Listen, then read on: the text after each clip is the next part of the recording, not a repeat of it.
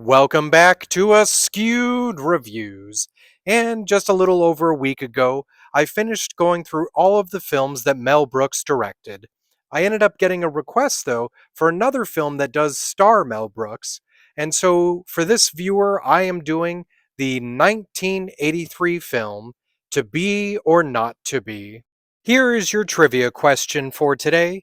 Frederick claims that he and Anna are equals when it comes to the performances. What on the next production's poster disproves this? The answer will be at the end of this episode. So, the film To Be or Not to Be takes place in Poland during World War II, primarily at the Bronski Theater. We meet Frederick and Anna Bronski, who are very well known Polish actors that run their own theater company.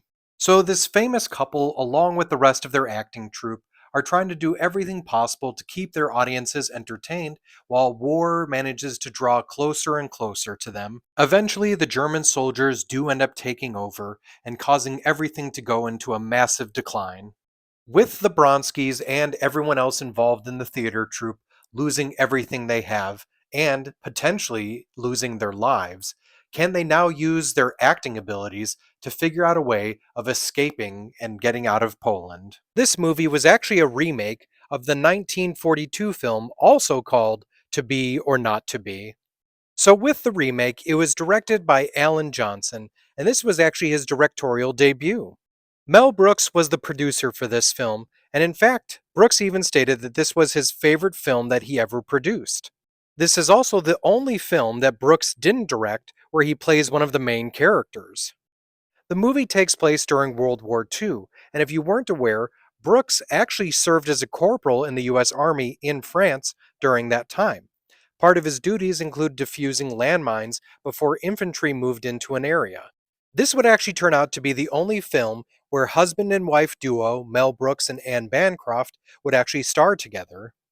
You may not have known this, but the small boy here, who is called Rivka's son, is played by Max Brooks, the son of Mel Brooks and Anne Bancroft. He also would end up becoming the author of the book World War Z.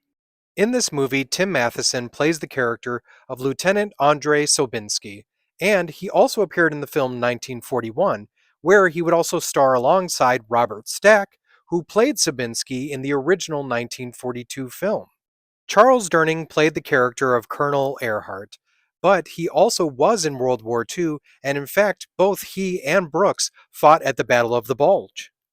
Another actor you might recognize in this film is George Gaines. He plays the character of Ravitch. What you might recognize him most from is appearing in the Police Academy films as Commandant Eric Lassard. Another recognizable actor in a bit of a smaller role in this film is Christopher Lloyd as Captain Schultz. Gruba the Wardrobe Lady is played by Estelle Reiner, who is actually the wife of Carl Reiner and the mother of Rob Reiner. She also famously is the one who had the line of, "I'll have what she's having," from When Harry Met Sally. There's a moment in the film where Frederick Bronsky tells a character named Sondheim to send in the clowns. This is actually a joke reference towards the fact that Broadway composer Stephen Sondheim wrote the song Send in the Clowns for his musical A Little Night Music. This movie was apparently the first Hollywood film to explicitly refer to the inclusion of gay men in the groups condemned to death camps. This entire movie was filmed in California. So when it comes to the film To Be or Not to Be, this is actually a really good movie in my opinion.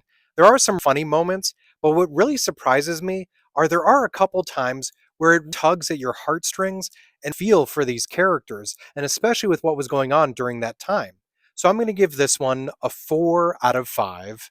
And if you enjoyed this movie, other films I recommend checking out are Top Secret, 1941, Inglorious Bastards, and The Producers. Now it's time for the answer to the trivia question from the beginning of this episode. Frederick claims that he and Anna are equals when it comes to the performances. What on the next production's poster disproves this? So, in the next production, you can see Frederick's name clearly big as possible, but then Anna's name is not only small, but also in parentheses. This also gets brought up again as another joke during the end credits as they do the parentheses for Anne Bancroft's name. I hope you enjoyed this episode of Askewed Reviews, and if there's a movie you'd like to see get a review, just mention it in the comments.